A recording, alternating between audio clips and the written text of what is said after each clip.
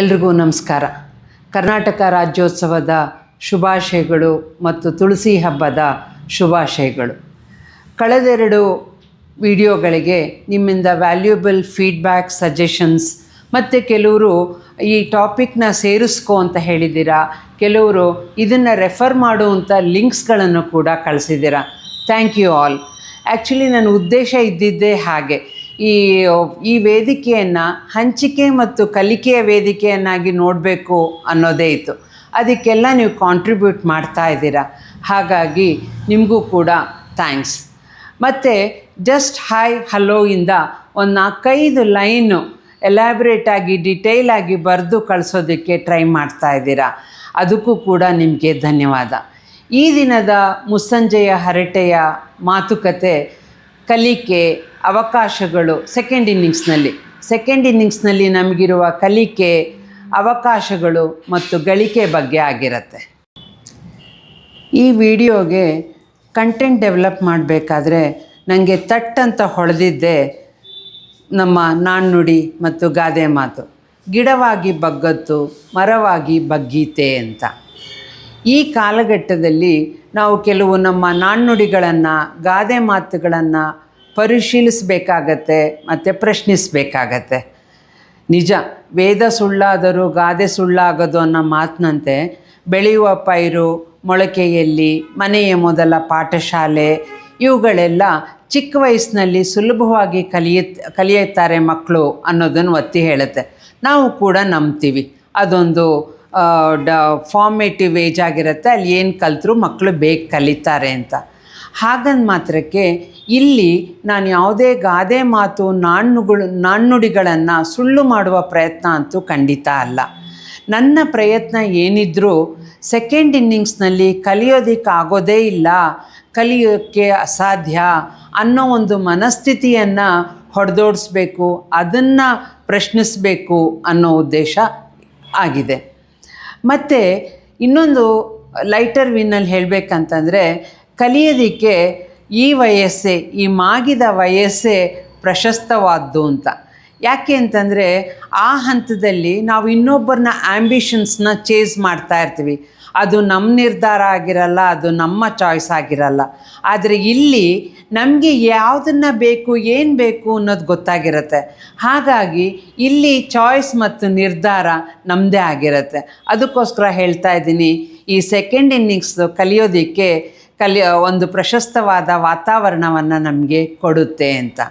ಹಾಗಂದು ಆಮೇಲೆ ಕಲಿಕೆ ಸೆಕೆಂಡ್ ಇನ್ನಿಂಗ್ಸ್ನಲ್ಲಿ ಯಾಕೆ ಸುಲಭ ಅಂತಂದರೆ, ಈಗಾಗಲೇ ನಮಗಾಗಿರೋ ಎಕ್ಸ್ಪೋಷರ್, ಎಕ್ಸ್ಪೀರಿಯನ್ಸ್, ಸ್ಕೂಲಿಂಗ್, ಇವುಗಳಿಂದೆಲ್ಲನೂ ಕೂಡ ನಾವು ಓದೋದು ಕಲ್ತಿರ್ತೀವಿ, ಬರೆಯೋದು ಕಲ್ತಿರ್ತೀವಿ. ಬಹಳ ಮುಖ್ಯವಾಗಿ ಒರೆಸಿ ಮಾತುಗಾರಿಕೆ ನಮ್ಮದಾಗಿರುತ್ತೆ, ವಿಶ್ಲೇಷಣೆ, ವಿಚಾರವಂತಿಕೆ, ಇವುಗಳೆಲ್ಲನೂ ಕೂಡ ನಾವು ಕಲ್ತಿರ್ತೀವಿ. ಒಂದು ಹಂತಕ್ಕೆ ಮೈಗೂಡಿಸ್ಕೊಂಡಿರ್ತೀವಿ. ಇವುಗಳನ್ನು ಆಧಾರ ಸ್ತಂಭವಾಗಿ ಇಟ್ಕೊಂಡು, ಭದ್ರ ಬುನಾದಿಯಾಗಿಟ್ಕೊಂಡು ಮುಂದೆ ಕಲಿಯೋದಕ್ಕೆ ಈ ಮಾಗಿದ ವಯಸ್ಸು ಅನುಕೂಲವಾದ ವಾತಾವರಣ ಅಂತ ನನ್ನ ನಂಬಿಕೆ. ಏನಂತೀರಾ? ಅಂದರೆ ಕಲಿಕೆ ಕಷ್ಟ ಯಾಕೆ ಅನ್ನೋದನ್ನು ಈ ಒಂದು ಕಾನ್ಸೆಪ್ಟ್ ಮೂಲಕ ನೋಡೋಣ.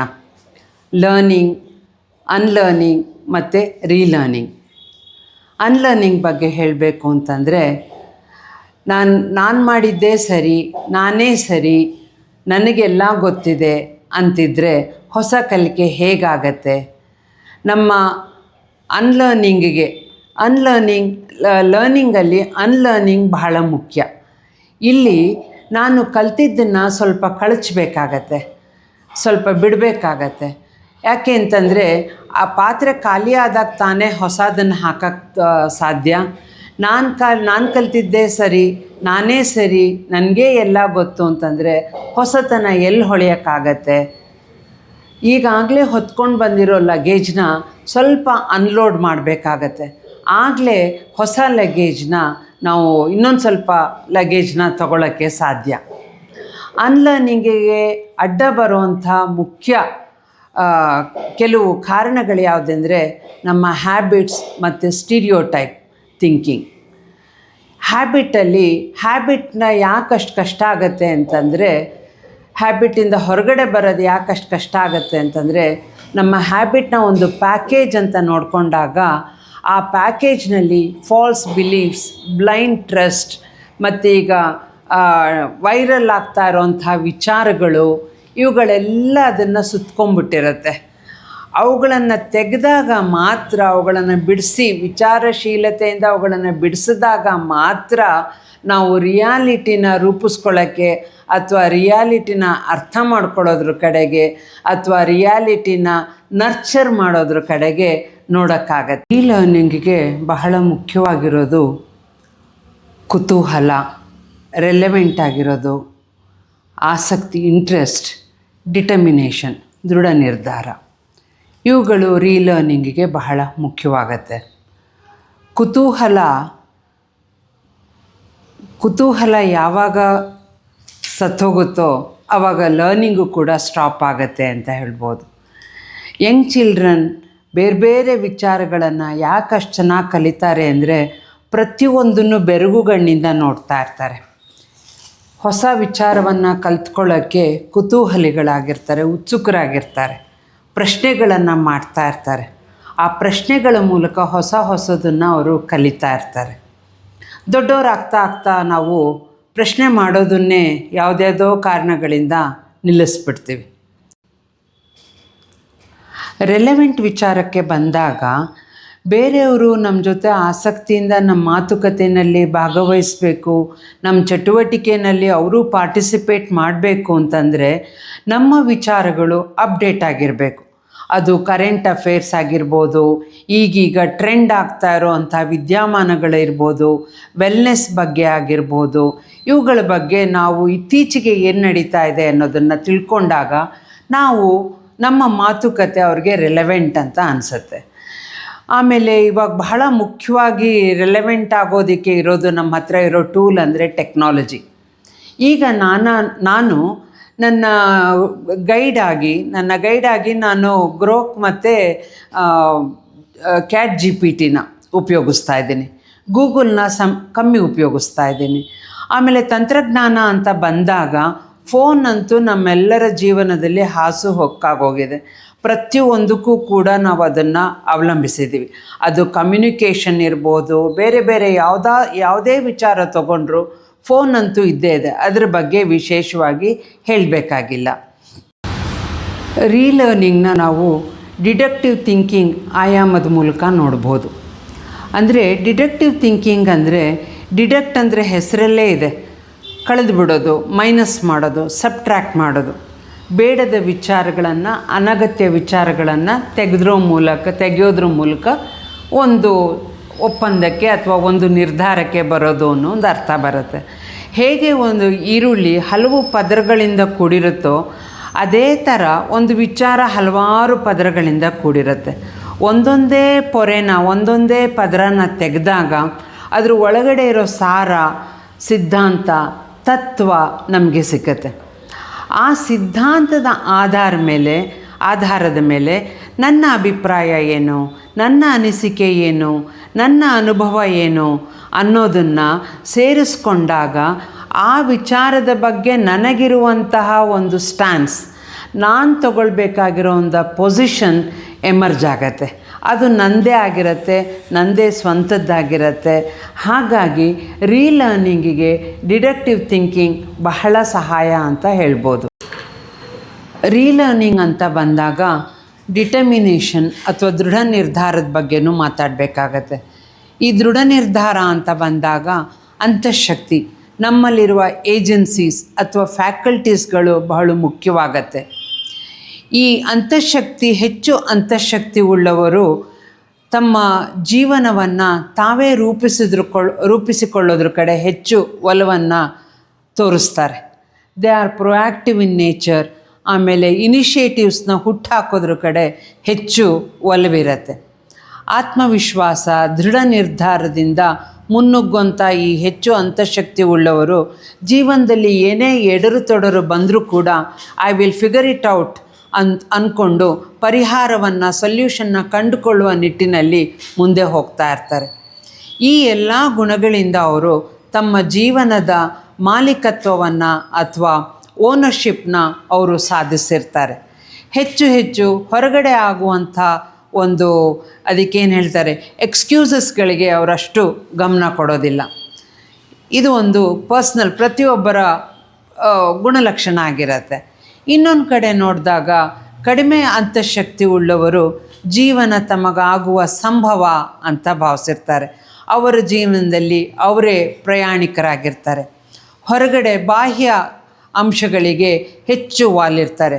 ಅದು ಅದೃಷ್ಟ, ಸನ್ನಿವೇಶ, ಅವಕಾಶ, ಸಂದರ್ಭ ಹೀಗಿತ್ತು ಒಂಥರ ನಿಸ್ಸಹಾಯಕತೆ ಮನೋಭಾವನೆಯನ್ನು ಉಳ್ಳವರಾಗಿರ್ತಾರೆ. ಈ ಅಂತಃಶಕ್ತಿ ಅನ್ನೋದು ಒಂದು ನಮ್ಮನ್ನು ಗುರಿ ಸಾಧನೆಯ ಕಡೆಗೆ ಕರ್ಕೊಂಡು ಹೋಗುವಂಥ ಅಂತರ್ಗತವಾದ ನಿಶ್ಶಬ್ದವಾದ ಒಂದು ಇಚ್ಛಾಶಕ್ತಿ ಅಂತ ಹೇಳ್ಬೋದು. ಸೆಕೆಂಡ್ ಇನ್ನಿಂಗ್ಸ್ನಲ್ಲಿ ನಮಗಿರೋ ಅವಕಾಶಗಳ ಬಗ್ಗೆ ನೋಡೋಣ. ಆಪರ್ಚುನಿಟೀಸ್ ಏನೇನು ಅನ್ನೋದ್ರ ಬಗ್ಗೆ. ಆ್ಯಕ್ಚುಲಿ ಒಂದು ಸೇಯಿಂಗ್ ಜ್ಞಾಪಕಕ್ಕೆ ಬರುತ್ತೆ. If you help yourself, there are people, there are support, there are outside helps out there with open arms ಅಂತ. ಈಗ ನನ್ನ ಎಕ್ಸಾಂಪಲ್ಲೇ ತೊಗೊಂಡ್ರೆ, ನಾನು ಈ ವಿಡಿಯೋ ಮಾಡಬೇಕಾದ್ರೆ ಕೆಲವು ಲ್ಯಾಕುನಾಸ್ಗಳಿತ್ತು. ಕೆಲವುದರಲ್ಲಿ ವಾಯ್ಸ್ ಕ್ಲಾರಿಟಿ ಅಷ್ಟೊಂದಿರಲಿಲ್ಲ. ನನಗೆ ನೆಕ್ಸ್ಟ್ ವೀಡಿಯೋಗೆ ಬಂದ ಗಿಫ್ಟ್ ಏನು ಗೊತ್ತಾ? ಈ ಮೈಕ್. ಈ ವಿಡಿಯೋನಲ್ಲಿ ವಾಯ್ಸ್ ಕ್ಲಾರಿಟಿ ಚೆನ್ನಾಗಿದೆಯಾ? ಹಾಗೆಯೇ ಒಬ್ಬರು ಹೇಳಿದ್ರು, ಮೇಡಮ್ ಯಾಕೋ ಲೈಟಿಂಗ್ ಸರಿಗಿಲ್ಲ, ಸ್ವಲ್ಪ ಡಲ್ ಇದೆ ಕೆಲವು ಕಡೆ ಅಂತ. ಪಾಪ ನನ್ನ ನೇಬರ್ ಬ್ಯೂಟಿಷಿಯನ್ ಏನು ಮಾಡಿದ್ಲು, ತಕ್ಷಣ ಅವಳು ಉಪಯೋಗಿಸ್ತಾ ಇದ್ದಂತಹ ರಿಂಗ್ ಲೈಟ್ ಅದನ್ನು ತೊಗೊಂಬಿಟ್ಟು, ಈಗ ಸದ್ಯಕ್ಕೆ ನಾನೇನು ಉಪಯೋಗಿಸಲ್ಲ ಆಂಟಿ, ನೀವೇ ಇಟ್ಕೊಳ್ಳಿ ರಿಂಗ್ ಲೈಟ್ನ ಅಂತ ತಂದುಕೊಟ್ಲು. ಹಾಗಾಗಿ ಒಂದು ಆಪರ್ಚುನಿಟಿ ಬೇಕು ಅಂದರೆ ನಾವು ಸ್ವಲ್ಪ ಇನಿಷಿಯೇಟಿವ್ ತಗೊಳ್ಳೇಬೇಕಾಗತ್ತೆ. ಈ ಆಪರ್ಚುನಿಟೀಸ್ನ ಅವಕಾಶಗಳನ್ನು ಒಂದು ಬೌಂಡ್ರಿ ಅಂತ ನೋಡಿದಾಗ, ಆ ಬೌಂಡ್ರಿ ಒಳಗಡೆ ಸಾಧಿಸ್ಬೋದಾದಂಥ ಸಣ್ಣ ಸಣ್ಣ ಮೈಲ್ ಸ್ಟೋನ್ಸ್, ರೀಚ್ ಆಗ್ಬೋದಾದಂಥ ಸಣ್ಣ ಸಣ್ಣ ಮೈಲ್ ಸ್ಟೋನ್ಸ್ನ ಅಥವಾ ಗುರಿಗಳನ್ನು ಹಾಕ್ಕೊಳ್ಬೇಕಾಗತ್ತೆ. ಒಂದೊಂದು ಸಲ ಇದು ಚೀಟ್ ಶೀಟ್ ಅಂತಲೂ ಅನ್ನಿಸ್ಬೋದು. ಆದರೂ ಕೂಡ ನಮ್ಮೆಲ್ರಿಗೂ ನಮ್ಮ ಪ್ರಯತ್ನದ ಪಾಸಿಟಿವ್ ಸೈನ್ಸ್ನ ನೋಡೋಕ್ಕೆ ಇಷ್ಟಪಡ್ತೀವಲ್ವ? ಯಾಕೆ ಈ ಸಣ್ಣ ಸಣ್ಣ ಸ್ಟೆಪ್ಸ್ಗಳನ್ನ ಹಾಕ್ಕೊಳ್ಬೇಕು ಅಂತಂದರೆ, ಒಂದೊಂದು ಮೈಲ್ ಸ್ಟೋನ್ ರೀಚ್ ಆದಾಗ್ಲೂ ಕೂಡ ಅದರಿಂದ ಬರುವಂತಹ ಸಕ್ಸಸ್ ಎಕ್ಸ್ಪೀರಿಯನ್ಸ್, ಯಶಸ್ಸಿನ ಅನುಭವ ನಮಗೆ ಮುಂದೊಂದು ಸಲ ಡಿಫಿಕಲ್ಟ್ ಮೈಲ್ ಸ್ಟೋನ್ನ ರೀಚ್ ಆಗುವಾಗ ಎದುರಾಗುವಂಥ ಸ್ಟ್ರಗಲ್ಸ್ನ ಓವರ್ಕಮ್ ಮಾಡೋಕ್ಕೆ ಇದು ನಮಗೆ ಶಕ್ತಿಯಾಗಿ ಪರಿಗಣಿಸುತ್ತೆ ಅಂತ ಹೇಳ್ಬೋದು. ಈಗ ನನ್ನ ಎಕ್ಸಾಂಪಲ್ ತೊಗೊಂತು ಅಂತಂದರೆ, ಮುಸ್ಸಂಜೆಯ ಹರಟೆಗೆ 10 ಟಾಪಿಕ್ಸ್ನ ತರಬೇಕು, ಶೇರ್ ಮಾಡ್ಕೋಬೇಕು ಅಂತ. ವಾರಕ್ಕೆ 1 ಅಂತ ಹಾಕ್ಕೊಂಡಿದ್ದೀನಿ. ಸೊ ಈ ವಾರಕ್ಕೆ 1 ವಿಡಿಯೋ ಹೊರಗಡೆ ತಂದಾಗ ಅದಕ್ಕೆ ಬರೋವಂಥ ಸಜೆಷನ್ಸ್, ಎನ್ಕರೇಜ್ಮೆಂಟ್, ಕಮೆಂಟ್ಸ್ ಇದನ್ನೆಲ್ಲ ತಗೊಂಡು ನಾವು ಮುಂದೆ ಇನ್ನೊಂದು ವಿಡಿಯೋ ಮಾಡೋದಕ್ಕೆ ಇದೊಂದು ಸ್ಟೆಪ್ಪಿಂಗ್ ಸ್ಟೋನ್ ಆಗುತ್ತೆ ಅಂತ ಹೇಳ್ಬೋದು. ಅವಕಾಶಗಳು ಅಂತ ಬಂದಾಗ ನಾವು ನಮ್ಮ ಬಾಲ್ಯ ದಿನಗಳನ್ನು ನೆನೆಸ್ಕೊಂಡ್ರೆ ಅಲ್ಲಿ ಹೇಳ್ತಾಯಿದ್ರು, ಶಾಲೆಯಲ್ಲಿ ಒಂದೇ ಕಲಿಯೋಕ್ಕಾಗೋದು, ಅದೊಂದೇ ವೇದಿಕೆ, ಅದು ಬಿಟ್ಟರೆ ಬೇರೆ ಅವಕಾಶಗಳಿಲ್ಲ ಅಂತ. ಆದರೆ ಈಗ ನಾವು ಅವಕಾಶಗಳಿಲ್ಲ ಅಂದರೆ ಅದು ಬರೀ ಎಕ್ಸ್ಕ್ಯೂಸ್ ಆಗುತ್ತಷ್ಟೆ. ಯಾಕೆ ಅಂದರೆ there are lot of online platforms to learn, to share, ಏನು ಬೇಕಾದರೂ ಮಾಡೋದಕ್ಕೆ ಹೇರಳವಾಗಿದೆ ಅವಕಾಶಗಳು. ಅದನ್ನು ನಾವು ಬಳಸ್ಕೊಳ್ಬೇಕಷ್ಟೇ. ಈಗೀಗ ಸಂಘ ಸಂಸ್ಥೆಗಳು ಕೂಡ ಅವಕಾಶಗಳನ್ನು ಸೆಕೆಂಡ್ ಇನ್ನಿಂಗ್ಸ್ನಲ್ಲಿರೋರಿಗೆ ಕಲ್ಪಿಸಿಕೊಡ್ತಾ ಇದೆ. ಅಂದರೆ ಅವರು ಜಸ್ಟ್ ಔಟ್ ಆಫ್ ಕಾಲೇಜಿಂದ ರಿಟೈರ್ಮೆಂಟ್ ಸ್ಟೇಜಿಗೆ ತಲುಪಿರೋರ್ನೂ ಕೂಡ ಅವರು ಕೆಲಸಕ್ಕೆ ತಗೊಳ್ತಾ ಇದ್ದಾರೆ. ಅಂತಂದರೆ ಹಳೆ ಬೇರು ಹೊಸ ಚಿಗುರು ಅನ್ನೋ ಕಾನ್ಸೆಪ್ಟಲ್ಲಿ ಒಬ್ರಿಗೊಬ್ಬರು ಬೆರೆತು ಕಲಿಯೋದಕ್ಕೆ ಸಾಕಷ್ಟು ಹೇರಳವಾದ ಅವಕಾಶಗಳಿದೆ. ಇಂಥ ಅವಕಾಶಗಳಲ್ಲಿ ನಮ್ಮನ್ನು ನಾವು ಅಪ್ಡೇಟ್ ಮಾಡ್ಕೊಳ್ಳೋ ಅಂಥ ಯಂಗ್ ಕೊಲೀಗ್ಸಿಂದ ಅಪ್ಡೇಟ್ ಮಾಡ್ಕೊಳ್ಳೋ ಅಂಥ ಚಾನ್ಸಸ್ ಸಿಗುತ್ತೆ. ಅವ್ರಿಗೆ ನಮ್ಮ ಎಕ್ಸ್ಪೀರಿಯನ್ಸಿಂದ ಕಲಿಯೋದಕ್ಕೆ ಅವ್ರಿಗೆ ಅವಕಾಶ ಸಿಗುತ್ತೆ ಅಂತಲೂ ಕೂಡ ಹೇಳ್ಬೋದು. ಇನ್ನೊಂದು ಅವಕಾಶ ಅಂತಂದರೆ ಬ್ಯಾಕ್ ಟು ರೂಟ್ಸ್ ಅನ್ನೋ ಒಂದು ಕಾನ್ಸೆಪ್ಟ್ ಇವಾಗ ಬಹಳ ಟ್ರೆಂಡಿಂಗಲ್ಲಿ ನಡೀತಾ ಇದೆ. ಮತ್ತು ಎಲ್ಲ ಒಂದು ಹಂತ ಆದಮೇಲೆ ಎಲ್ಲರೂ ತಮ್ಮ ಹಳ್ಳಿಗೆ ಅಥವಾ ತಮ್ಮ ಹಳೆ ಅಭ್ಯಾಸಗಳನ್ನು, ಹವ್ಯಾಸಗಳನ್ನು, ಆಚಾರ ವಿಚಾರಗಳನ್ನು ಮತ್ತೆ ಮರುಕಳಿಸೋ ಅಂಥ ಒಂದು ವಿಚಾರ ನಡೀತಾ ಇದೆ. ಇದಕ್ಕೆ ನಾವು ಬಹಳ ಚೆನ್ನಾಗಿ ಹೊಂದ್ಕೊಳ್ಬೋದು. ಅಂದರೆ ಈಗಾಗಲೇ ನಮಗೆ ನಾವು ಕೇಳಿರೋ ಕತೆಗಳು, ನಾವು ನೋಡಿರೋ ಜಾತ್ರೆ, ಆ ಒಂದು ತೇರು, ಊರ ಹಬ್ಬ, ಇವುಗಳನ್ನೆಲ್ಲವನ್ನು ನಾವು ಕತೆ ರೂಪದಲ್ಲಿ, ಒಂದು ಸ್ಟೋರಿ ಟೆಲ್ಲಿಂಗ್ ರೂಪದಲ್ಲಿ ಇದನ್ನು ನಾವೊಂದು ದಾಖಲಿಸ್ಬೋದು. ಅದನ್ನು ವ್ಲಾಗ್ಸ್ ಆಗಾದರೂ ಮಾಡ್ಬೋದು, ಅಥವಾ ಬರವಣಿಗೆ ಚೆನ್ನಾಗಿತ್ತು ಅಂತಂದರೆ ಬರವಣಿಗೆನಲ್ಲಿ ಕೊಡ್ಬೋದು, ಅಥವಾ ಮಾತುಗಾರರಾಗಿತ್ತು ಅಂತಂದರೆ ಯಾವುದೇ ಚಾನಲ್ಗೆ ಅಥವಾ ನಮ್ಮದೇ ಆದ ರೀತಿಯಲ್ಲಿ ಅದನ್ನು ಪ್ರಸ್ತುತಪಡಿಸಿ ಅವಕಾಶಗಳನ್ನು ಗಳಿಸ್ಕೋಬೋದು ಅಂತ. ಅದು ಹಳೆಯ ಆಟಗಳಾಗಿರ್ಬೋದು, ಸಾಂಪ್ರದಾಯಿಕ ಹಾಡುಗಳಾಗಿರ್ಬೋದು, ಕರಕುಶಲತೆ ಇರ್ಬೋದು, ಹೊಸ ವಿಚಾರಗಳನ್ನು ತಗೊಂಡು ನಮಗೆ ಗೊತ್ತಿರೋದನ್ನು ಅದರಲ್ಲಿ ಇಂಟಿಗ್ರೇಟ್ ಮಾಡಿಕೊಂಡಾಗ ಅವಕಾಶಗಳು ಬಹಳಷ್ಟು ಹೇರಳವಾಗಿ ಇದೆ ಅನ್ನೋದನ್ನು ಕೂಡ ಹೇಳ್ಬೋದು.